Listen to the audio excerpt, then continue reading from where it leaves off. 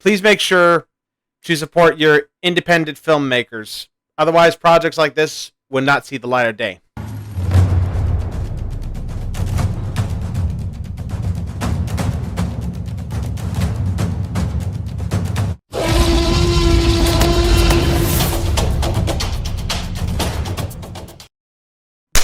Hello, Makohais. Hope you're all doing well. I'm your host, Tyranno Senpai, and welcome to another Dinosauria reaction with Hacker and Meerkat.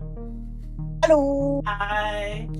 And we're going to be checking out the making of Hunted by Moonlight, which was the last Dinosauria film to release as of yesterday. You guys have been asking about it. Don't worry, I've heard you. I've just been waiting for this particular moment. So, without further ado, let's go ahead and check out the making of Hunted by Moonlight. Hello, my name is David. You're free to watch along, Phoenix. I don't know if you've seen this. By Moonlight, the 7th film in my Dinosauria animated Probably series. haven't. This behind-the-scenes video will cover everything from my initial sketchbook work, my ideas, how I animate, and everything in between, including. I find it interesting that this plays book mentioned sculpture fairy the film's tales. main character. Yeah, I'm wondering. I kind of want to know what fairy The tale animations may be the final result, but there is. Someone commented on my video so mentioning much more Hansel and into Gretel. Each and every one. Of Yeah, these projects. I saw that. So, let's get started.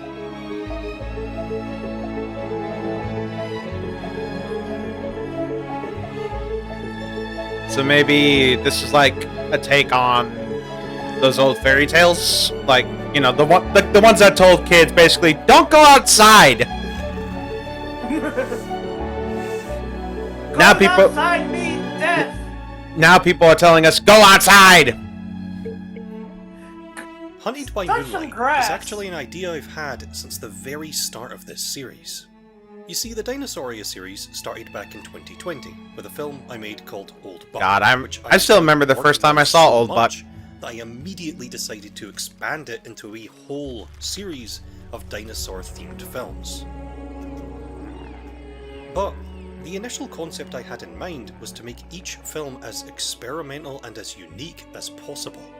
And one of the very first ideas I had for this series was a film called Forbidden Fruit. Nom nom. This film was gonna be a dark, gothic, fairy tale horror film, and wasn't going to be paleo accurate whatsoever. It featured heavily stylized retro dinosaurs animated in a fake stop-motion-like style. This here Okay. is how different the Dinosauria animated series almost was. Okay. I like that T-Rex. I liked I a mean, lot it's about wrong, this but idea. I like But it. the more the Yeah. Dinosauria series took shape as we know it now, the less Forbidden Fruit really fit within it. And while I did eventually get to animate some retro dinosaurs in Terrible Lizards, it was actually the gothic fairy tale story and spooky atmosphere of Forbidden Fruit that really drew me to the concept. Both of which served as the foundation of what would eventually become Hunted by Moonlight. Alright. But because this idea has been in the back of my mind for almost 5 years, it's gone through a bunch of different revisions. Birdie. Most notable of which was a scrapped version of this film set in Cenozoic Argentina. This version of the film would have featured the New World monkey Homunculus and the terror bird Forus Racus in the two main roles. It's even got like a rapid As you claw. can see, I even started 3D modelling and rigging these two characters. They look so I uncanny. remember pivoting the setting texture. from Yep. Cenozoic to Mesozoic specifically after discovering Brian Especially the A's monkeys. paleoart reimagining Dilophosaurus based on all the latest research, which totally inspired me. Alright. I had finally found my Guillermo del Toro fairy tale monster. Yeah. Speaking Now of that you which, said it probably comes Guillermo as no del Toro, surprise I see that the this film is inspiration. heavily inspired by dark, gothic fairy tales. These famous stories like Hansel and Gretel and Red Riding Hood were There it originally is! written to be scary, cautionary warnings to teach children of the dangers of the world. And Hunted by Moonlight is presented exactly like one of these fairy tales. It's a story about a bunch of troublesome children who are tempted by suspicious sweet treats, leave the safety of home, wander too far into the woods, and are attacked by horrible monsters in the dead of night. Yeah, now I can see it. I just thought it was like based on like slasher movies. For each Sculpture of the films in time. my Dinosauria series, I've created large clay sculptures of the star species. For Hunted by Moonlight, I of course decided to sculpt a Scutellosaurus. Alrighty. Based on this piece of concept art, I started this piece by creating a skeleton of aluminium foil and wire, which I then covered in a thin layer of DAS air drying clay and Milliput. In layers, I then slowly bulked out the piece, added arms and bored peg holes into the gnarled tree branch base so the dinosaur could securely stand on top of It looks like something from Nightmare Before Christmas. You're The not wrong scaly there. skin of this Scutellosaurus was created using my usual methods. With these pre-made texture plates, I create patches of skin, which I then dress the model with. Any extra details like scale variation and skin folds are then carved on top. The final sculpting step were the scutes of this Aye. Scutellosaurus. These were all balled up, sculpted, and applied one by one. Once I was happy with the finished sculpt, I accidentally tried to prime the piece with a spray varnish, then correctly primed it with a spray primer, and painted the piece with acrylic paints and brushes. Oops. Painting the base was relatively easy, but I must have repainted the Scutellosaurus itself like 3 or 4 times before I finally settled on these exact blue and pink hues. I think the Serenade us. sculpture is quite striking. The gnarled tree branch base covered in mushrooms really evokes the gothic fairy tale feel of the film, which is perfectly matched with the childlike innocence and curiosity of the Scutellosaurus perched on top. I'm still not overly happy with the paint job though, and while I think the silhouette of this piece is probably its strongest feature, little details like the twist of the tail and just how bowed this leg is kinda bother me. But besides that, I really warmed I mean, it to looks this nice to little me. sculpture. I like it. I think it's pretty. Here he is next to the Megalosaurus from my previous film, Terrible Lizards. And This old here buck? he is with the rest of the Dinosauria sculpture family. Oh, Very nice. very nice. Alright. Featured species. Here we go. The star species of this film is Scutellosaurus. These little dinosaurs were less than 2 meters long and were covered in hundreds of small, bony osteoderms. These humble, armoured little guys were basal thyreophorian dinosaurs, the group that would eventually give rise to the stegosaurs and the ankylosaurs. Some of the coolest and most heavily defended animals to ever exist. I intended the 3 Scutellosaurus in the film to be siblings. Oh. 2 brothers and a sister. There's the older brother. So who's the 2 males and 1 precocious female. and troublesome of the 3, and bears the scars of his many misadventures. Then there's the older sister, just as playful as her brothers, but easily the most sensible, cautious, and caring of the group. You know, all of a sudden, Hacker's previous comment about And these finally, 2 is the becoming youngest of increasingly the 3 more is our inappropriate. main character. Yeah, I who know, follows and right? mimics everything his I older didn't brother know does, they were children or even if it goes siblings. against. No, they're adults. It's just their siblings. Considering Yeah, that but they all likely came from the same clutch of eggs, they're not literally older or younger than one another. Those are just the relationships I was imagining while writing and animating the film. Alright. Now for The Sarasaurus. next animal I'll be talking about is Sarasaurus, which was a basal sauropodomorph. Again, very humble beginnings, as this group would eventually give rise to some of the largest and most impressive creatures to ever exist. Oh, it's actually quite small in comparison to a person. But as you can see, Oh. Sarasaurus was actually quite small. Only about 4 meters long and roughly the height of a human being. And now the Dilo. The third animal I'll be talking about is, of course, Dilophosaurus, a theropod dinosaur that, thanks to Jurassic Park, is known to most people as the little venom-spitting dinosaur with the big frill that kills Wayne Knight. The real animal, of course, wasn't venomous, it didn't have a neck frill, and was also a lot larger than its movie counterpart. As you can see, in life, Dilophosaurus would have totally dwarfed its Jurassic Park co-star, Velociraptor. I'm so looking forward to seeing what it does with that. Oh, the T-Rex too. Uh-oh. Run, buddy! Yeah, I would run if I were you. Dilophosaurus was in fact much larger than anything else in its ecosystem, multiple times larger than the animals it was hunting. Or just accept your fate. 6 meters in length, it was actually easily one of the largest land predators of its day. 6 meters, jeez. The most distinctive feature of Dilophosaurus are definitely its namesake, crests. But these iconic structures are surprisingly not very well known. The fossils we have are super fragmentary. We don't actually know their size or shape. In fact, the more I researched, the more surprised I was that I've never seen these crests reconstructed in more extravagant and speculative ways. This is why I decided to cover these crests and feathers, instead of the keratin you often see in reconstructions. So they are meant to be feathers. There are 3 different Dilophosaurus in the film, and their roles were written to mirror the 3 Scutellosaurus. We have the largest and the eldest, who is heavily scarred, just like the older brother.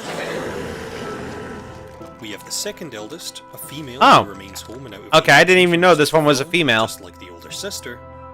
And finally, the main antagonist, Dilophosaurus, is the youngest, smallest, and least experienced of the 3, mirroring our main Scutellosaurus character, both of which finish the film with lesson learning fresh wounds as well.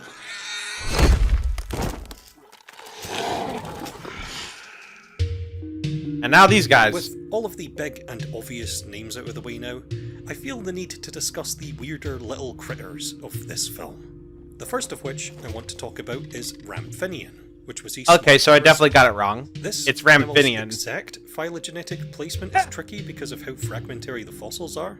I decided to reconstruct the animal closer to Dimorphodon than Rhamphorhynchus, which I think is fine for what we know of the animal so far. Now this guy. Next little critter I want to talk about, and the first animal we actually see in the film, is Eosicilia. Caecilians, for those of you who don't know, are a fascinating little group of worm-like, totally limbless and mostly blind amphibians that are still alive today. Eosicilia is a superbasal one, found in the Kayenta Formation, that still has its tiny little legs. Okay, I learned something new. Next, we have some snails, which were, unironically, one of the most enjoyable creatures I've had to create for this whole series. There's something genuinely wonderful about lovingly recreating an animal so regular. And finally, in the film, we see the remains of a Scutellosaurus, multiple Ceratosaurus, and a single Kayentasuchus. I really wanted to include one of the Kayenta Formation's crocodilomorphs in the film, but couldn't find an excuse to properly feature one within the confines I of saw the a lot of story. people asking about this. Unfortunately, a small, simple Kayentasuchus skull cameo was all I could really squeeze in. Before I move on to the next segment, I just wanted to say that if you want to support the Dinosauria series, please check out my Patreon page. Do it! Not only can you read the sketchbooks I've been showing off in this video, but I also post weekly updates on my progress and renders, like the ones on screen. Why are you painting it now. blue? Thank you.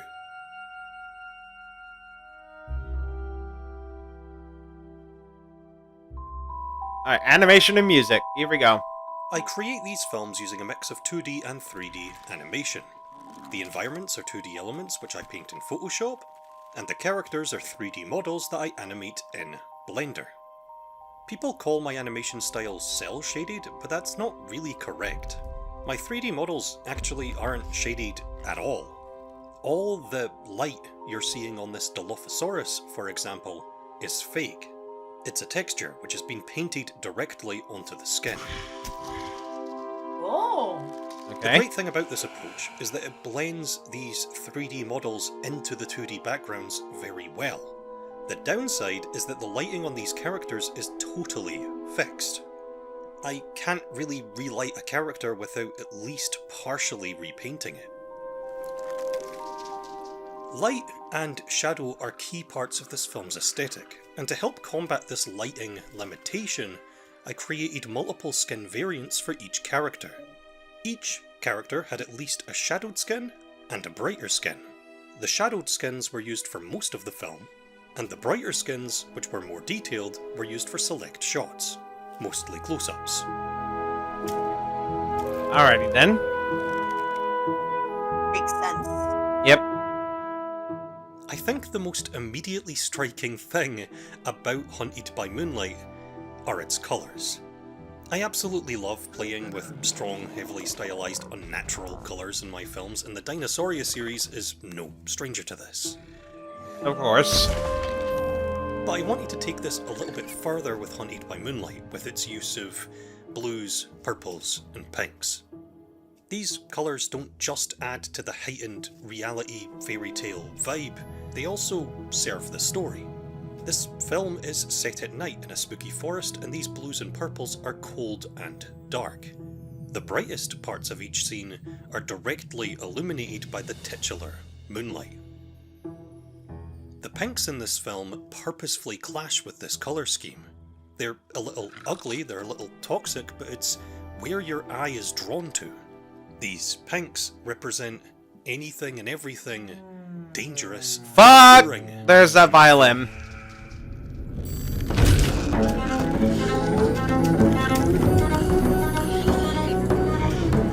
Not a violin, it's The a original cello. soundtrack of this film was created by Ivan Dutch, and I love this soundtrack. Yes. It's incredible. Ivan and I immediately agreed on exactly what sound this film should have from the very start. And what he created, I think, is the perfect blend of scary and unnerving, mixed with an utterly essential fairy tale, childlike wonder, innocence, and mischief. Right. I mean, I did comment on that. Yeah. Ivan plans to make his own behind-the-scenes video on his channel covering exactly how he created the music for this film, which I will link below when it becomes available.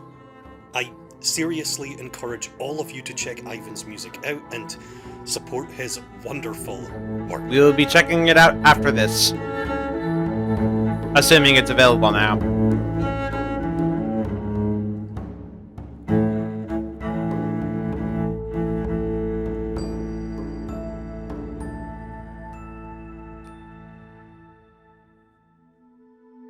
Alright, evaluation.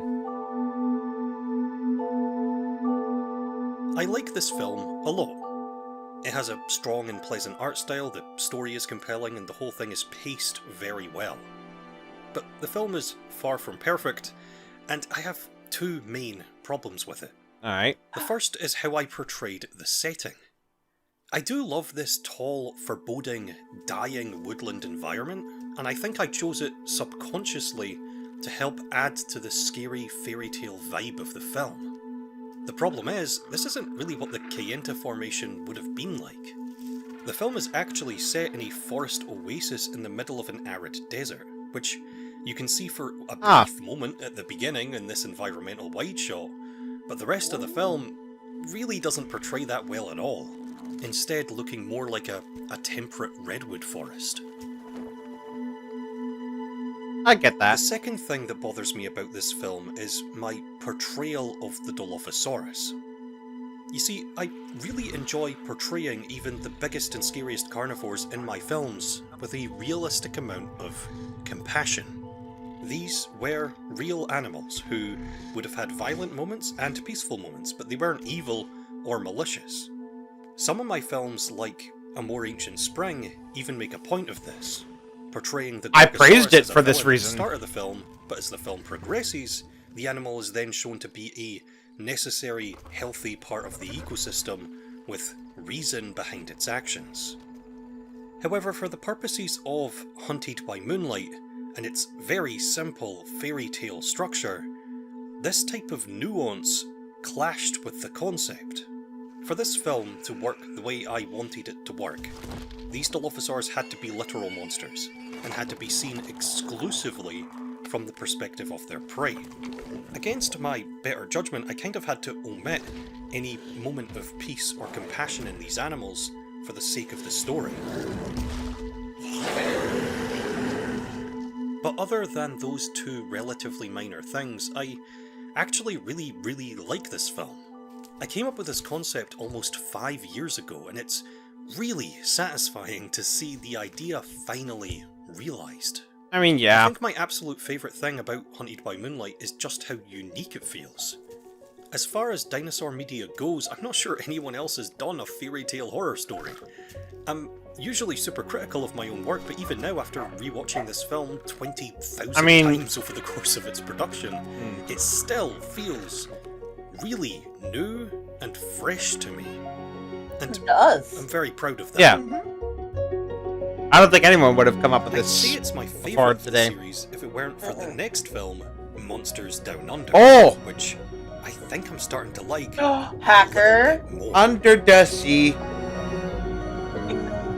DMCA. Woo. Thank you all so much for... Not Plesiosaurus. If you want to support me or support this series, please check out my Patreon. It's an Australian Well, it is a species. Frequent plesiosaur. updates and renders It's a over there, plesiosaur, but like not the ones on Plesiosaurus right itself. now. And for just $5, you can gain early access to my animated short films and even read through all my sketchbook work I've been showing off in this video. I just uploaded the second chunk of my Dinosauria Volume 2 sketchbook, and more will be added as the series goes on. Ah. Super special thanks to all my top Patreon supporters scrolling by on screen right now.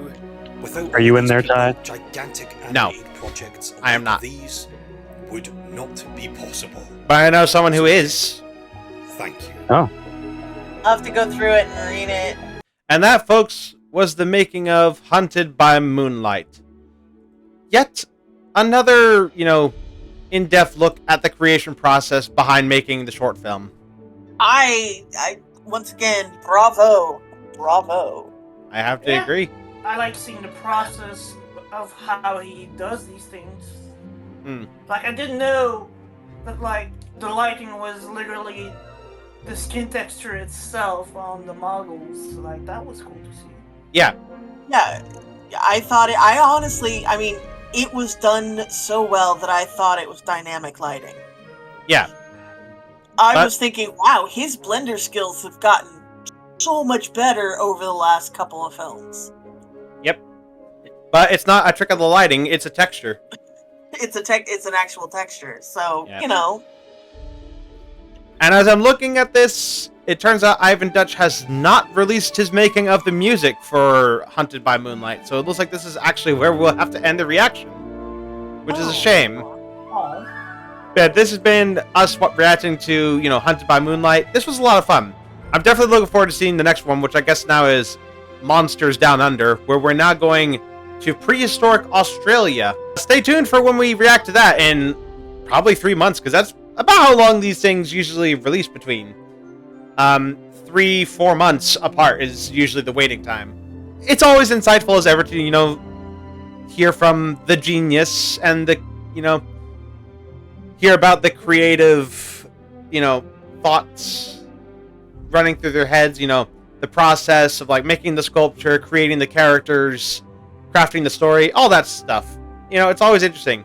This is one of my favorite things about the series, is that, you not only have the short film, but you also have the making of to look back at, to see how it was made and stuff like that. And I'm quite happy about that.